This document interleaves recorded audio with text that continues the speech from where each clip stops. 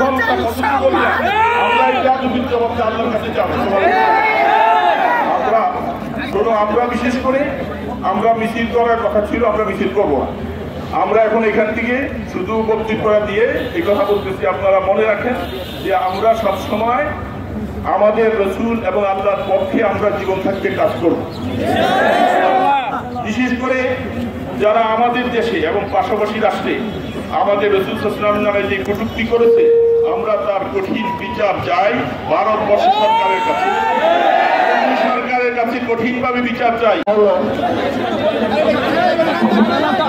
ছড়ানো হইলে সামনে লোকগুলো চলে যান।